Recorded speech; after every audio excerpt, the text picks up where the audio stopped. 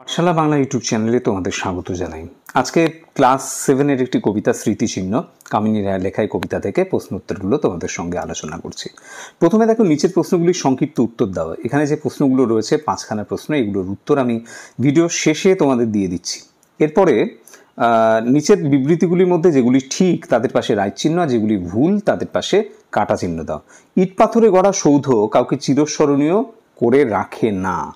এখানে দেখো তোমাদের বলা আছে যে ইট পাথরে গড়া সৌধ কাউকে চিরস্মরণীয় করে রাখে না। এটা কি সঠিক? অবশ্যই এটা কিন্তু সঠিক কথা, তাই এটা কিন্তু রাইট চিহ্ন দিতে হবে। এরপরে যারা নিজেদের সৌধ গড়ে কীর্তিকে অমর করে রাখতে চান তারা বরেণ্য? অবশ্যই নন। যারা নিজেদের সৌধ তৈরি করে অমর করে রাখতে চান তারা কি বরেণ্য হতে পারেন? কখনোই নয়। সাধারণ মানুষের মনে যারা স্থান পেয়েছেন তাদের নাম ভেসে যায়? অবশ্যই যায় না। সাধারণ মানুষের মনে যারা স্থান পান তাদের নাম চিরকাল উজ্জ্বল থাকে। তার এই কথাটা ভুল আছে। এরপরে এমন বহু সহায় সম্বলহীন দরিদ্র মানুষ আছেন মহাকাল যাদের স্মৃতি মুছে দিতে পারেনি। এটা সঠিক কথা, এটা রাইট হবে। মানব হৃদয় ভূমি অধিকার করতে হলে মানুষের জন্য কল্যাণকর কাজ করতে হবে। এটা সঠিক কথা, এটা সঠিক হবে। এরপরে ওরা ভেবেছিল ড্যাশ আপনার নাম, এখানে শূন্যস্থান পূরণ আছে প্রথম জায়গায়।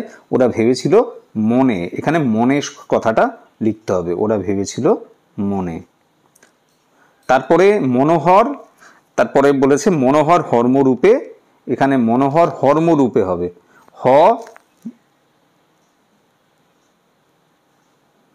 ময় জফলা রেপ, ঠিক আছে, হর্মরূপে, রয় দীর্ঘ পয়েকারে পে, জায়গাটা ছোট হয়ে যাচ্ছে, জায়গা হচ্ছে না, হর্মরূপে, ঠিক আছে। এরপরে মনোহর হর্মরূপে, তারপরে কি রয়েছে বিশাল শূন্যস্থান, বিশাল অক্ষরে। এটা তোমরা এই অংশগুলো কবিতার মধ্যেই পেয়ে যাবে, তাহলে আমি লিখে দিচ্ছি তাও, বিশাল অক্ষরে।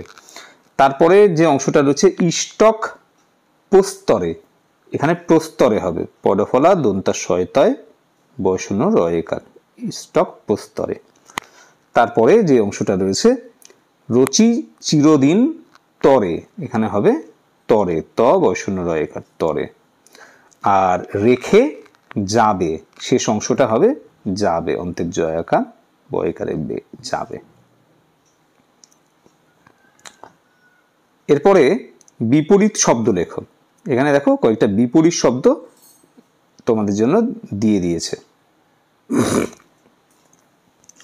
বিপরীত শব্দ লিখতে বলেছে মনোহর, বিশাল, মূঢ়, ব্যর্থ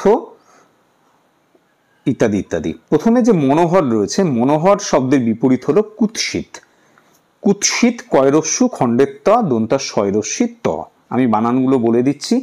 কয়রস্যু খণ্ডের ত দন্তা শয়রস্যি ত।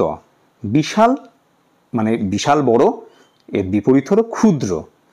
মূঢ়, ময় দীর্ঘ ডয় শূন্যরা, মূঢ়, এর যদি বিপরীত শব্দ লিখি তাহলে হবে বিজ্ঞ হতে পারে, পণ্ডিত হতে পারে, জ্ঞানী হতে পারে। বিজ্ঞ, পণ্ডিত, জ্ঞানী। বিজ্ঞ বানানটা অনেকের গন্ডগোল হতে পারে, জ্ঞানী বানানটা অনেকে বুঝতে নাও পারো, তাই লিখে দিলাম পণ্ডিত, জ্ঞানী। ব্যর্থ, ব্যর্থ হলো সফল। ভগ্ন, অভগ্ন। লুপ্ত, লুপ্ত মানে বিদ্যমান বা স্থিত। লুপ্ত মানে যেটা লুপ্ত হয়ে গেছে, যেটা এখন আর নেই, কিন্তু এর বিপরীত হবে বিদ্যমান বা স্থিত। বিদ্যমান শব্দটা তোমরা লিখতে পারো বয়রস্যি দজফলা ময়াকার ন, বিদ্যমান, ঠিক আছে। এরপরে রয়েছে শুষ্ক, শুষ্ক মানে শুকনো, এর উল্টো হলো ভেজা। এরপরে অধিকার, অনধিকার। দীর্ঘ হলো শিথিল, দীর্ঘ, দীর্ঘ, দৃঢ় হলো শিথিল, তালবা শয়রস্যি থয়রস্যি ল, শিথিল হলো দৃঢ়, এর বিপরীত। অক্ষুণ্ণ হলো ক্ষুণ্ণ, অক্ষুণ্ণ হলো ক্ষুণ্ণ। ধৌত যা ধোয়া যায়, অধৌত। নিত্য, অনিত্য। সমুজ্জ্বল, অনুজ্জ্বল। এরকম তোমরা কিন্তু করতে পারো। এরপরে পরের অংশ যাচ্ছি।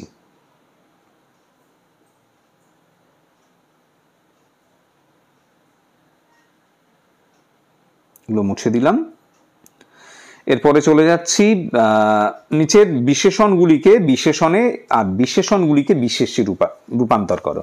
অর্থাৎ কিছু শব্দ রয়েছে যেগুলো বিশেষ্যে রয়েছে, সেগুলোকে বিশেষণ করতে হবে। যেমন প্রথম যে শব্দটা দিয়েছে নাম, এই নাম শব্দটা কি? নাম শব্দটা কিন্তু বিশেষ্য শব্দ, এর বিশেষণ হলো নামী, নয়াকার ময় দীর্ঘী। অর্থাৎ নাম ব্যাকেটে তোমরা লিখে নিতে পারো বিশেষ্য, আর তারপরে যখন বিশেষণে আমরা পরিণত করছি সেটা হলো নামী। মনোহর সেটা হলো একটা বিশেষণ পদ, বিশেষ্য হলো মনোহরণ, মনোহর হবে মনোহরণ। মনোহর শব্দটি বিশেষণ পদ, মনোহরণ হলো বিশেষ্য। প্রস্তর, প্রস্তর শব্দটি বিশেষ্য পদ এবং প্রস্তরের উল্টো দিকে যেটা হবে অর্থাৎ প্রস্তরের বিশেষণ হলো প্রস্তরীভূত। প্রস্তরীভূত শব্দটা লিখে দিচ্ছি।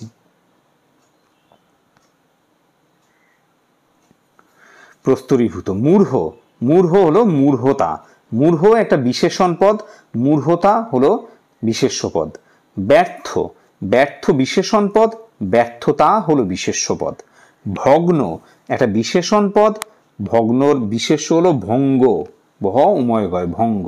স্তূপ এটা একটা বিশেষ্য পদ, স্তূপীকৃত একটা বিশেষণ পদ, স্তূপীকৃত। স্মৃতি, স্মৃতি হলো একটি বিশেষ্য পদ, স্মৃতির যে বিশেষণ হবে সেটি হলো স্মার্ত, দন্তা শয়ময় আকার তয় রেপ, স্মার্ত।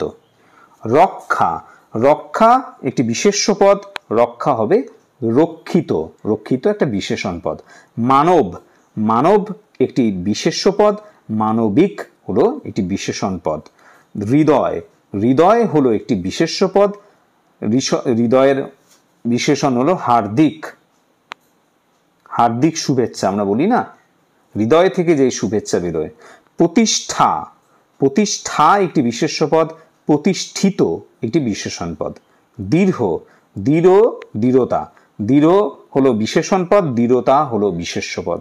দরিদ্র হলো বিশেষণ পদ আর দারিদ্র হলো বিশেষ্য পদ। দারিদ্র, দারিদ্র বানান অনেকে ভুল করে, দারিদ্র বানানটা আমি লিখে দিচ্ছি, দারিদ্র। ঠিক আছে, এরপরে পরের অংশে আমরা চলে যাচ্ছি।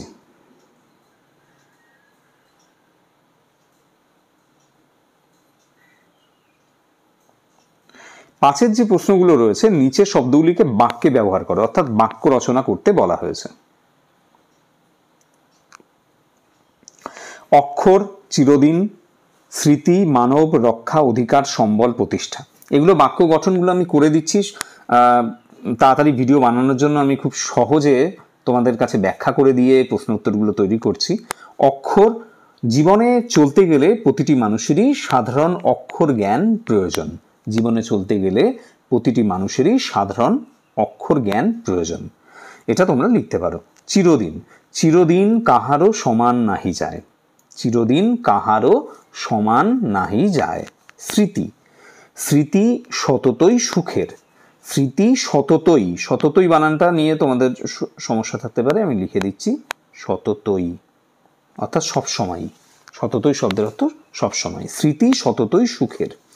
মানব, মানব দিয়ে তোমরা করতে পারো মানব জাতির উন্নতির পিছনে বিজ্ঞানের ভূমিকা অনস্বীকার্য, মানব জাতির উন্নতির পিছনে বিজ্ঞানের ভূমিকা অনস্বীকার্য। অনস্বীকার্য বানানটা যদি কারো অসুবিধা হয় আমি লিখে দিচ্ছি, মানব জাতির উন্নতির পিছনে বিজ্ঞানের ভূমিকা অনস্বীকার্য। এরপরে রক্ষা, বিপদে মোরে রক্ষা করো এ নহে মোর প্রার্থনা, বিপদে মোরে রক্ষা করো এ নহে মোর প্রার্থনা, বিপদে আমি না জানি করি ভয়, বা বিপদে মোরে রক্ষা করো এ নহে মোর প্রার্থনা, এইটুকু লিখলেও হবে। এরপরে অধিকার, অধিকার এটা লিখতে পারো অধিকার শুধু ভোগ করলে চলে না, দায়িত্ব কর্তব্য পালন করতে হয়। অধিকার শুধু ভোগ করলেই চলে না, দায়িত্ব ও কর্তব্য পালন করতেও হয়। এরপরে হলো সম্বল, বাকি 100 টাকাই ছিল আমার শেষ সম্বল, বা বাকি 100 টাকাই ছিল তার শেষ সম্বল। প্রতিষ্ঠা, অনাথবাবু তার অবসরের টাকা দিয়ে একটি স্কুল প্রতিষ্ঠার উদ্যোগ নিলেন। অনাথবাবু তার অবসরের টাকা দিয়ে একটি স্কুল প্রতিষ্ঠার উদ্যোগ নিলেন। এরপরে সন্ধি বিচ্ছেদ করব। ঠিক আছে, এবার এগুলো আমি মুছে দিচ্ছি, এখানে সন্ধি বিচ্ছেদের একটি জায়গা তৈরি করে নিচ্ছি। সন্ধি বিচ্ছেদে মনোহর, মনোহর মনোযুক্ত হর, মনো বিসর্গ যুক্ত হর, মনোহর। এরপরে মনোহরের পরে রয়েছে মনস্কাম। এখানে মনঃ যুক্ত কাম, একই রকম ভাবে এটা কিন্তু হবে, মনোযুক্ত কাম, মনস্কাম। ব্যর্থ, বি যুক্ত অর্থ, ব্যর্থ। সিংহাসন, সিংহ যুক্ত আসন, এটা সবাই কম বেশি জানে, সিংহ যুক্ত আসন, সিংহাসন। প্রতিষ্ঠা, প্রতিষ্ঠা প্রতিযুক্ত স্থা, শয়থয় আকার, প্রতিষ্ঠা।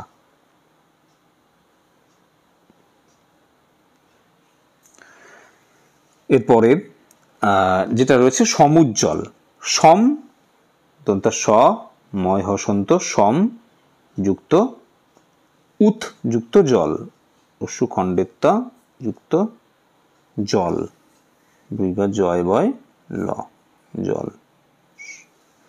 আর আরেকটা আছে প্রস্তর, প্র পূর্বক স্ত্রী দন্ত শয়তয় রি যুক্ত অ, প্রস্তর। ঠিক আছে, এগুলো তোমরা লিখে নিতে পারো।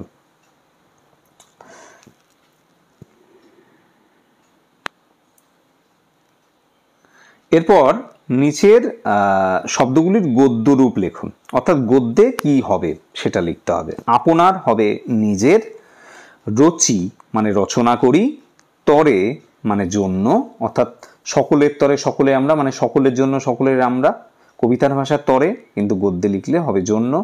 খসিছে মানে খসে পড়ছে, ভূমে মানে জমিতে বা ভূমিতে, আছিল মানে ছিল, আর হ্যারো মানে দেখো। হ্যারো শব্দের অর্থ দেখো, দয়কার ক্ষয়কারে খো, দেখো। এরপরে সমার্থক শব্দ, অর্থাৎ একই শব্দের অর্থ, একই অর্থ দাঁড়ায়। মন মানে হলো সমার্থক, মন মানে হলো চিত্ত বা হৃদয়। হর্ম মানে অট্টালিকা। মূঢ় মানে বোকা বা নির্বোধ। দরিদ্র মানে গরিব। আর নদী মানে তটিনী। নদীর আরেকটা অর্থ হলো তটিনী। বানানটা নিয়ে কারো সমস্যা থাকলে তট, টয় রস্যি, নয় দীর্ঘী, তটিনী। এবার 9 নম্বরের কয়েকটা প্রশ্ন এবার বলছি। স্মৃতিচিহ্ন কবিতাটি কার রচনা? তোমরা সবাই জানো, কবিতার প্রথমেই লেখা আছে কামিনী রায়, সেটা তোমরা লিখে নিতে পারো। কবিতাটি তার কোন কাব্যগ্রন্থের অন্তর্গত? কবিতাটি তার নির্মাল্য, নয় রশ্মি ময়রে পাকার লয় জফালা, নির্মাল্য কাব্যগ্রন্থের রচনা। ইনভার্টেড কমা দিয়ে নেবে। কবিতাটি কি জাতীয় রচনা? এটা কিন্তু একটা নীতিমূলক, অর্থাৎ আমাদের নীতি শিক্ষা দেওয়া হচ্ছে, তাই এটা একটি নীতি শিক্ষামূলক রচনা, এটা আমরা বলতে পারি। কবিতায় কবি কাদের মূঢ় ও ব্যর্থ মনস্কাম বলেছেন? যা যা প্রশ্ন উত্তর তা থেকে বা যা যে কবিতা পড়ে আমরা বুঝতে পেরেছি যে সাম্রাজ্যবাদী জাতি, সাম্রাজ্যবাদী শাসক যারা, তাদেরকেই কবি মূঢ় বলেছেন। পাশাপাশি যারা নিজেদের খ্যাতি বা নিজেরা বিখ্যাত হতে চায় সেই সমস্ত মানুষদের উদ্দেশ্য করেও কিন্তু কবি এই কথা বলেছেন। তাদের স্মৃতি কিভাবে লুপ্ত হয়ে যায়? তাদের স্মৃতি কিভাবে লুপ্ত হয়ে যায়? কারণ এই সমস্ত সাম্রাজ্যবাদী শাসকরা মানব কল্যাণের জন্য বা মানব জাতির উন্নতির জন্য কোনো কাজ করেনি। তারা যা বানিয়েছে, যা যা অট্টালিকা বানিয়েছে বা যা যা সৌধ তারা বানিয়েছে, তারা ভেবেছে যে এই সৌধের মাধ্যমে তাদের কীর্তি বজায় থাকবে, কিন্তু সেইগুলি অবহেলায় সমস্ত নষ্ট হয়েছে, তাই তাদের স্মৃতি লুপ্ত হয়ে গেছে। কারা মানুষের মনে চিরস্থায়ী আসন লাভ করে? যে সমস্ত মানুষেরা মানব জাতির জন্য বা সাধারণ মানুষের জন্য কাজ করে গেছে, মানুষের কল্যাণে কাজ করে গেছে, তারাই কিন্তু মানুষের মনে চিরস্থায়ী আসন লাভ করেছে।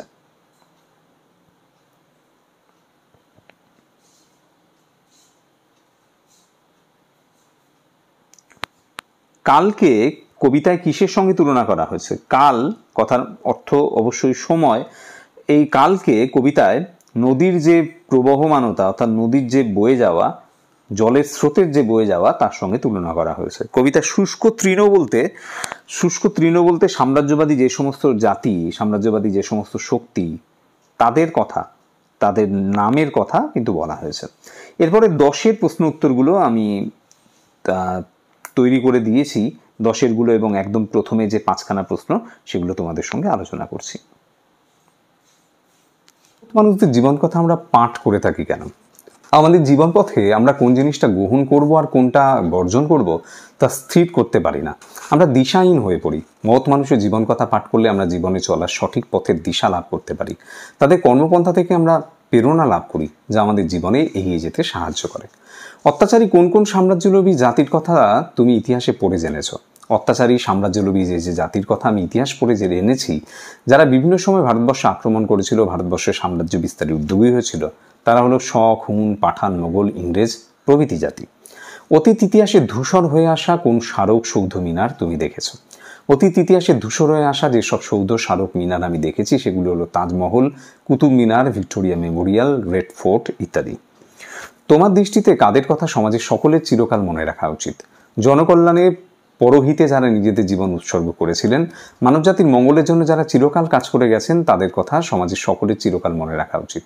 দরিদ্র শ্রমজীবী মানুষ যারা নিজেদের পরিশ্রমে সভ্যতার অগ্রগতি ঘটিয়েছে, তাদের কথাও আমাদের ভুললে চলবে না। মানুষ নিজেকে স্মরণীয় করে রাখতে চায় কেন? প্রত্যেক মানুষেরই ইচ্ছে থাকে আগামী দিনের মানুষ যেন তাকে মনে রাখে। তাই সে এমন কিছু কাজ করতে চায় যে কীর্তির ফলে তার নাম মানুষের মনে চিরকাল থেকে যাবে। মৃত্যুর পরেও ভালো কাজের দ্বারা অন্যের মনে জায়গা পেতেই মানুষ নিজেকে স্মরণীয় করে রাখতে চায়। এরপরে 10-এর যে প্রশ্নগুলো রয়েছে তার উত্তরগুলো আমি তোমাদের সাথে শেয়ার করছি। 3-4টি বাক্যে নিচের প্রশ্নগুলি উত্তর দাও। ওরা ভেবেছিল মনে, কাদের কথা বলা হয়েছে, তারা কি ভেবেছিল? আলোচ্য কবিতা ওরা বলতে সাম্রাজ্যবাদী জাতি তথা শাসকদের কথা বলা হয়েছে। সাম্রাজ্য বিস্তারের প্রবল তাড়নায়, কর্তৃত্ব প্রতিষ্ঠায় সাম্রাজ্যবাদী শাসকেরা নিজেদের ভৌগোলিক এলাকা বৃদ্ধি করে চলেছিল। নিজেদের কীর্তিকে অক্ষয় করে রাখতে প্রতিষ্ঠা করেছে সুউচ্চ অট্টালিকা এবং সৌধ। তাদের অবর্তমানে এইগুলি তাদের কর্তৃত্বের সাক্ষ্য বহন করবে বলে তারা মনে করেছিল। মূঢ় ওরা, কবিতায় তাদের মূঢ় বলার কারণ কি? সাম্রাজ্যবাদী শাসকরা নিজেদের দম্ভ, কর্তৃত্ব প্রকাশ করতে গিয়ে কেবল সাম্রাজ্য বিস্তার করেই গেছে এবং নানা সৌধ অট্টালিকা নির্মাণ করেছে, কিন্তু মানুষের মনে চিরস্থায়ী আসন লাভের জন্য জনকল্যাণের পথ থেকে তারা দূরে ছিল। ফলে তাদের অবর্তমানে তাদের নির্মিত অট্টালিকাগুলি রক্ষণাবেক্ষণে মানুষ মনের সাড়া পায়নি। মানুষের মনে এই শাসকদের কোনো জায়গা ছিল না, ফলে অবহেলাতে এই সৌধগুলি নষ্ট হয়। তাই সাম্রাজ্যবাদী শাসকদের মানুষের মনে স্থায়ী স্থান লাভের বিপরীতে কেবলমাত্র সাম্রাজ্য বিস্তার ও অট্টালিকা নির্মাণের প্রয়াসকে মূঢ়তার সাথে তুলনা করা হয়েছে। 3 হলো কে বা রক্ষা করে, কি রক্ষা করার কথা বলা হয়েছে, তা রক্ষা করা সম্ভব হচ্ছে না কেন? সাম্রাজ্যবাদী শাসকরা নিজেদের কীর্তিকে তুলে ধরতে যে সমস্ত অট্টালিকা এবং বিজয়স্তম্ভ বানিয়েছিল সেগুলি রক্ষা করার কথা বলা হয়েছে। সাম্রাজ্যবাদী শাসকরা কেবলমাত্র বিজয়গর্ব প্রতিষ্ঠা করতেই এই সমস্ত সৌধগুলি নির্মাণ করেছিলেন, কিন্তু মানব কল্যাণে বা মানুষের সেবায় কোনোরূপ কাজ তারা করেননি। ফলে যে সমস্ত সৌধ নির্মাণে তারা অমর হবেন ভেবেছিলেন, সেই সৌধগুলি পরবর্তী সময় মানুষের অবহেলায় নষ্ট হয়, কারণ এই সাম্রাজ্যবাদী শাসকদের এবং তাদের কীর্তিকে মানুষ ভালোবাসেনি। দরিদ্র আছিল তারা, কাদের কথা বলা হয়েছে, তাদের রাজত্ব কিভাবে অক্ষুণ্ণ রয়েছে বলে কবি মনে করেন। যে সমস্ত মানুষ পরহিতে নিজের ক্ষুদ্র সম্বল দিয়ে কাজ করে গেছেন, সেসব মহৎপ্রাণ মানুষদের কথা এখানে বলা হয়েছে। যারা মানব কল্যাণকে জীবনের ব্রত করে নিয়েছে, যারা নিঃস্বার্থভাবে পরোপকার করে, অন্যের মঙ্গল কামনা যাদের সমস্ত কর্মপ্রচেষ্টা পরিচালিত হয়, তারা সাধারণ জনগণের মনে অমরত্ব লাভ করে। প্রতিটা মুহূর্তে তারা সাধারণ মানুষের মনে শ্রদ্ধায়, ভালোবাসায় শরিত হয়। তারা অর্থ সম্পদে ধনবান না হলেও অন্তর সম্পদে ঋদ্ধ। তাদের কর্মের দ্বারাই তাদের রাজত্ব অক্ষুণ্ণ রয়েছে। কাল স্রোতে কাদের নাম ধুয়ে যায়, সেই স্রোত কাদের স্মৃতি গ্রাস করতে পারে না। সাম্রাজ্যবাদী শাসকদের নাম কাল স্রোতে বা সময় স্রোতে ধুয়ে যায়। যারা নিঃস্বার্থভাবে মানুষের কাজ করে গেছে, পরহিতে আত্মোৎসর্গ করেছে, মানুষ তাদের চিরকাল মনে রাখে। কাল স্রোত তাদের স্মৃতি গ্রাস করতে পারে না। মানব হৃদয় ভূমি করি অধিকার। কারা কিভাবে মানব হৃদয় ভূমি অধিকার করে? মানব হৃদয় অর্থাৎ মানুষের মন। মহৎ মানুষেরা নিজেদের ভালো কাজের দ্বারা মানব হৃদয় ভূমি বা মানুষের মনকে চিরকালের জন্য অধিকার করে নেয়। কবিতায় কবি কোন স্মৃতিকে কেন অবিনশ্বর ও নিত্য সমুজ্জ্বল বলেছেন? অবিনশ্বর শব্দের অর্থ যার বিনাশ বা ক্ষয় নেই, অর্থাৎ অমর। অন্যদিকে নিত্য সমুজ্জ্বল কথারই অর্থ হলো চিরকাল যা অত্যন্ত উজ্জ্বল হয়ে থাকে। মহৎ বা মহান মানুষেরা মানব কল্যাণে এমন কিছু কাজ করে গেছেন যার জন্য তারা মানুষের মনে চিরকাল বেঁচে থাকবেন এবং তাদের মহান কর্ম এবং নাম উজ্জ্বলভাবে বিরাজ করবে। 8টা, তোমার দৃষ্টিতে মানুষের স্মরণীয় হয়ে থাকার শ্রেষ্ঠ পন্থাটি কি? কিভাবে মানুষ স্মরণীয় হতে পারে? এই আগের যে প্রশ্ন উত্তরগুলোর থেকেই তুমি ধারণা পাবে। অবশ্যই তোমার দৃষ্টিভঙ্গিতে বলতে বলা হয়েছে, তাই তোমার নিজস্ব ভাবনা চিন্তা এই লেখার মধ্যে থাকা উচিত বলে আমি এই উত্তরটা তৈরি করে দিইনি। আর যদি তোমরা তৈরি করতে চাও আগের উত্তর থেকেই, সে ধারণাটা কিন্তু তোমরা পেয়ে যাবে। শেষ পর্যন্ত ভিডিওটা দেখার জন্য অসংখ্য ধন্যবাদ। ভালো লাগলে ভিডিওটিতে অবশ্যই একটি লাইক দিও, বন্ধুদের মধ্যে শেয়ার করে দিও।